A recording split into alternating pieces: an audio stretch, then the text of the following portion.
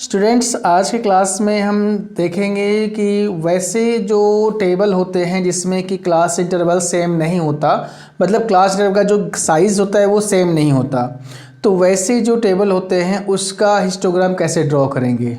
ठीक है, और इसके लिए हम एक अलग से फॉर्मूले का यूज़ करते हैं कि इसका एक अलग मेथड होता है जिसके अकॉर्डिंग हम हिस्टोग्राम ड्रॉ करेंगे। अभी पिछले क्लास में जो मैंने आपको हिस्टोग्राम बताया था उसमें क्या था कि सभी क्लास इंटरवल की जो साइजेस थे, गैप था, वो बिल्कुल सेम था।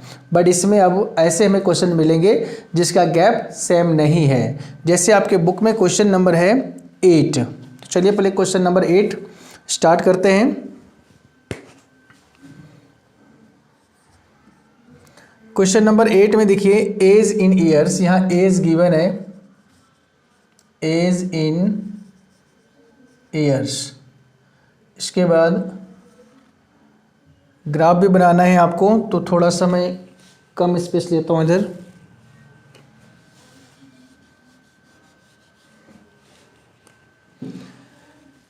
एज इन ईयर्स ये हो गया।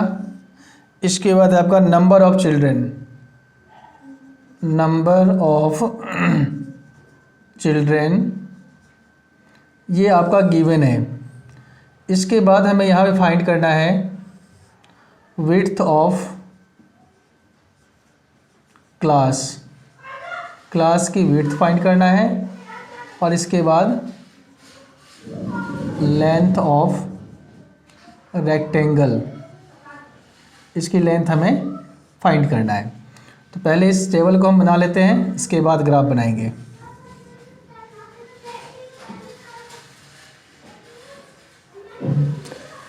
एज है 1 to 2, then 2 to 3, then 3 to 5, इसके बाद है 5 to 7, देन 7 to 10,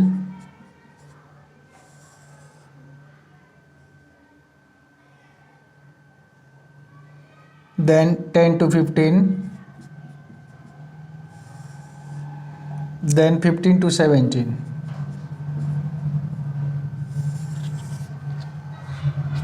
ठीक है, ये क्लास इंटरवल गिवन है।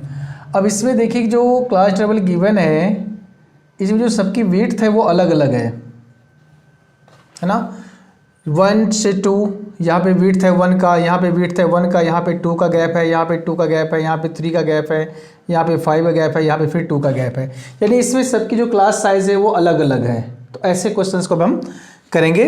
और इसका जो नंबर ऑफ चिल्ड्रन गिवन है, यानी जो फ्रीक्वेंसी गिवन है वो है 5, 3, 6, 12, 9, 10, 4, ये गिवन है। अब देखिए विड्थ ऑफ क्लास में हम क्या करेंगे, जो क्लास इंटरवल की विड्थ है वो लिखेंगे यहाँ पे।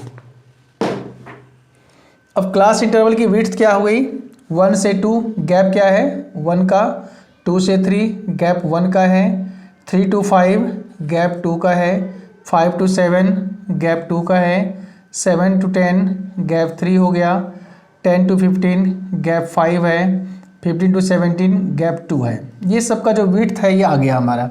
जो क्लास इंटरवल है इसका जो विड्थ है वो हमने माइनस करके फाइंड कर लिया। अब करना है हमें लेंथ ऑफ रेक्टेंगल। अब लेंथ ऑफ रेक्टेंगल के लिए हमारे पास क्या फॉर्मूला होता है कि जो नंबर ऑफ चिल्ड्रन है वो upon width multiply smallest part, smallest width जो होगा, यानी नंबर ऑफ चिल्ड्रन आपका 5 है अपॉन ये विड्थ हो गया, मतलब this upon this multiply smallest width.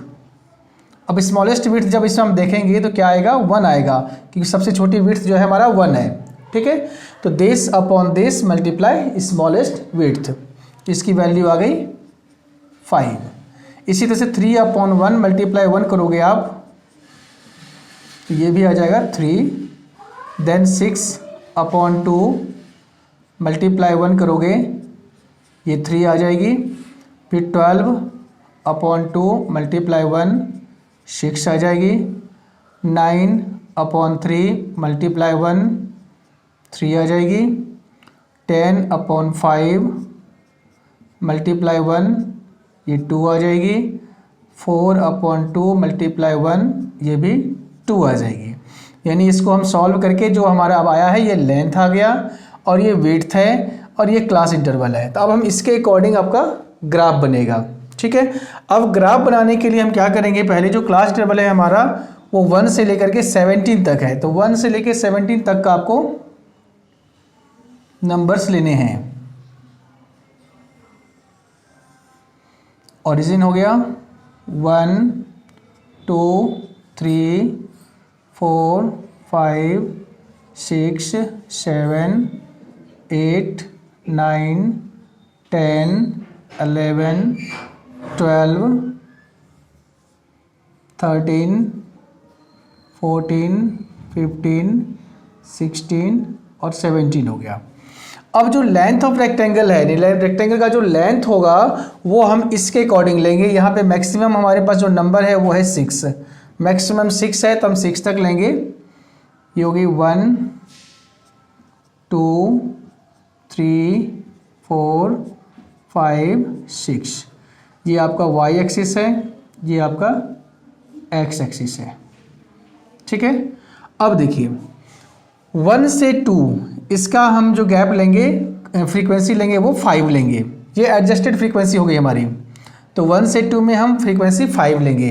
तो 1 से 2 ये बॉक्स हो गया और 5 पे लेके जाएंगे इसको,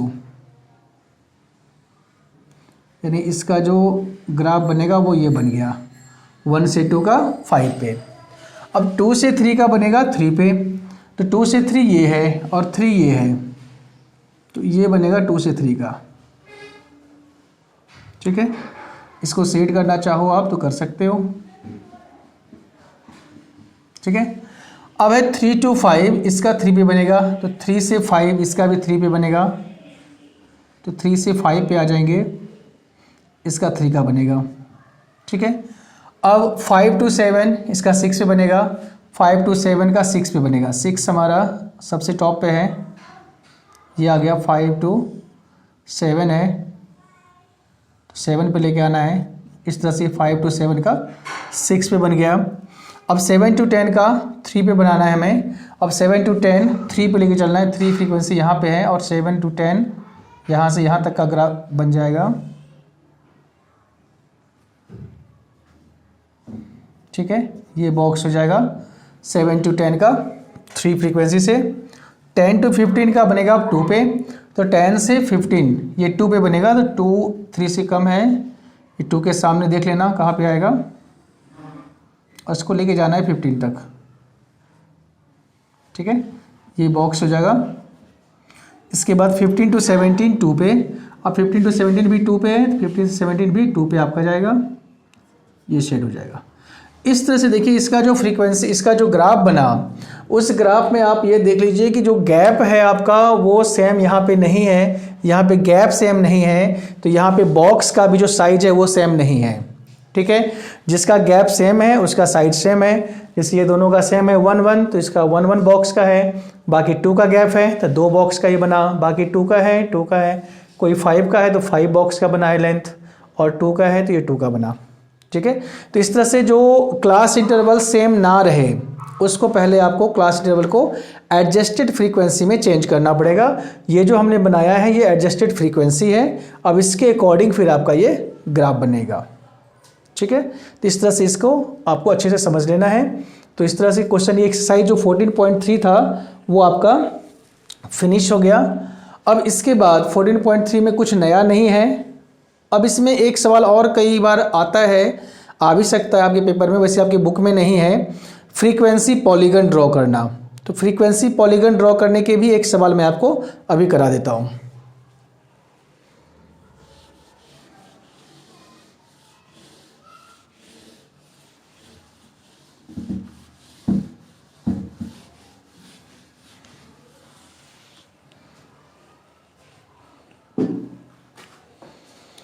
देखिए फ्रीक्वेंसी पॉलीगन हम ड्रॉ जो करते हैं वो हिस्टोग्राम का करते हैं। हिस्टोग्राम का मिड वैल्यू होता है फ्रीक्वेंसी पॉलीगन।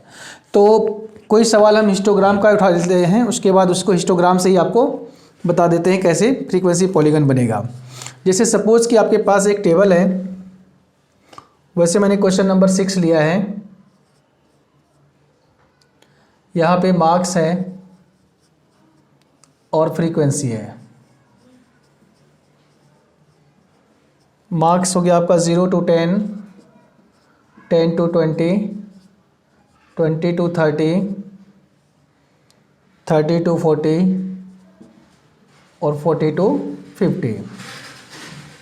फ्रीक्वेंसी हो गया 3, 9, 17, 12 और 9।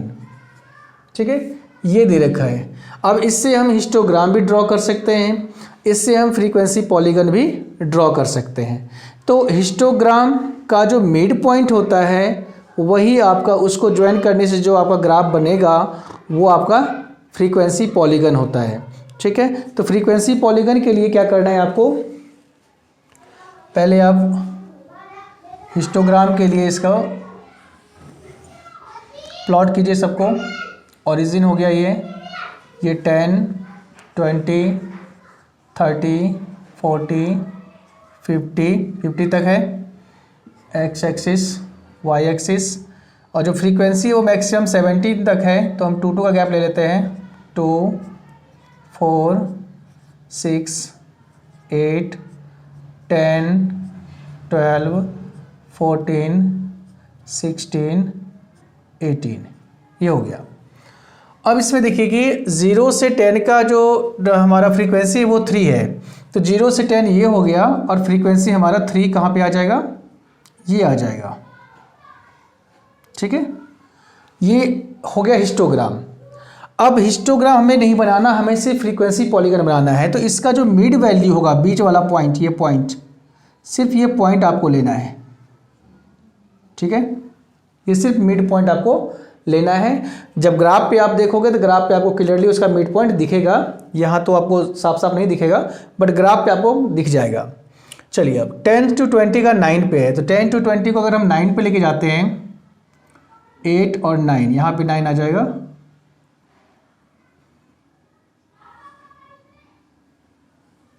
ये आ गया 10 to 20 का।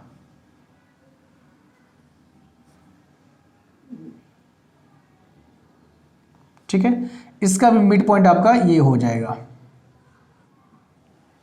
इसके बाद 20 to 30 17 पे है, तो 20 से 30 को हम 17 पे लेके जाएंगे। 17 और भी ऊपर हो जाएगा, 18 और 16 के बीच में।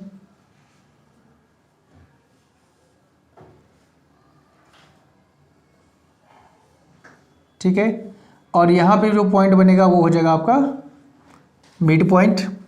अब 30 to 40 का 12 पे बनाना है। 30 to 40 12 पे जाना है, लेकिन 12 ये है, इसके सामने ले आओ, और इसका भी मिड पॉइंट हम यहाँ पे बना लेंगे। इसके बाद 40 to 50 9 पे है। 40 to 50 9, 8 और 10 के बीच में 9 है।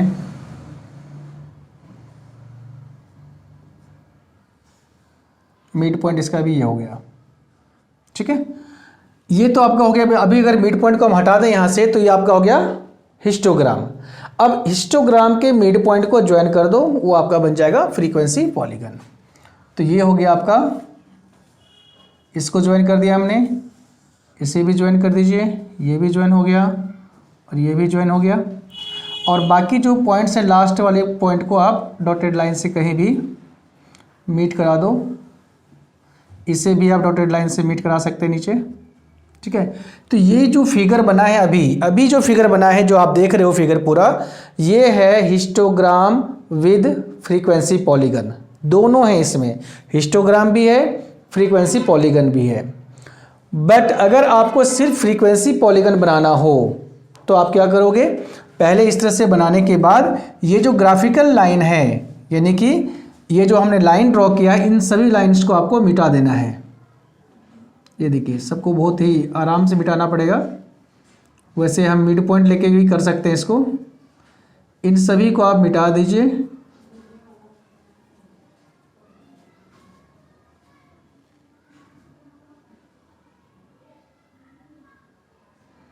ठीक है, इस तरह से इसको मिटा देना। सॉरी, लाइन नहीं मिटाना है, जो ग्राफ की लाइन है ना, वो मिटाना है।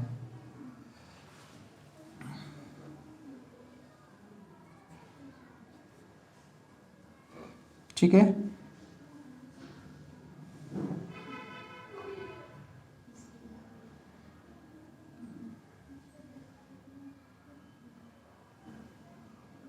ये सिर्फ जो आपके ये पॉइंट्स दिख रहे हैं, ये सारे पॉइंट्स हैं आपके, ये सभी मिड पॉइंट्स हैं। सिर्फ मिड पॉइंट्स को हम ज्वाइन करके इससे बना लेंगे। इसे अगर हम फ्रीक्वेंसी पॉलीगन ना बनाते और हमें अगर हम हिस्टोग्राम ना बना के डायरेक्ट फ्रीक्वेंसी पॉलीगन बनाना हो हमें, तो अभी हम क्या करेंगे, इसका मिड वैल्यू निकाल लेंगे। जैसे 0 to 10 का हो गया 10 का हाफ हो गया 5, ये हो गया 30 का हाफ 15, 50 का हाफ 25, 35, 45, ये पॉइंट्स बन जाता हमारा। और ये फ्रीक्वेंसी हो जाता 3, 9, 17, 12 और 9। अब हम इस पॉइंट को, इसे हम लेते 5 यहाँ पे लेते, 0 और 10 के बीच में 5 यहाँ पे आएगा, और 5 और 3 हमारा ये पॉइंट बनेगा। फिर 15, 9, 15 होगा, 10 और 20 के बीच में 15 होगा, 15 और 9 का पॉइंट ये बनेगा। ठीक है, तो डायरेक्ट हम इस तरह से भी इसको बना सकते हैं। तो इस तरह से आपको दोनों तरीके मैंने बता दिए कि अगर आपको डायरेक्ट बनाना मुश्किल लगे तो आप हिस्टोग्राम ड्रॉ करके उसके बाद उसके मिड पॉइंट को ज्वाइन करके बना सकते हैं। अगर आपको ऐसे समझ में आता है तो ये कर लो। ठीक है, अगर पेपर में ये आ जाए कि हिस्टोग्राम विद फ्रीक्वेंसी पॉलीगन या फ्रीक्वेंसी पॉलीगन विद हिस्टोग्राम, तो आप दोनों को बना सकते हैं। ठीक है, तो सारे ऑप्शन आपके पास हैं, जो भी क्वेश्चन में आ जाए उसको ठीक से पढ़ के समझ के आपको कर लेना है। तो इस तरह से जो ग्राफ के क्वेश्चंस थे वो सारे क्वेश्चंस आपके हो चुके हैं। अब कोई भी क्वेश्चन आपका बाकी नहीं रह गया। अब जो नेक्स्ट क्लास हमारा होगा उसमें हम मीन, मीडियन और मॉड के बारे में पढ़ेंगे, जो काफ़ी इंटरेस्टिंग होने वाला है और ये आपके पेपर के लिए बहुत इंपॉर्टेंट है। सिर्फ 9th ही नहीं बल्कि 10th में भी आपका मीन, मीडियन, मॉड पीछा नहीं छोड़ेगा। हालांकि उसमें मेथड थोड़ा चेंज हो जाता है, बड़ा हो जाता है, अभी सिंपल है, तो बेसिक आपको समझना बहुत ज़रूरी है।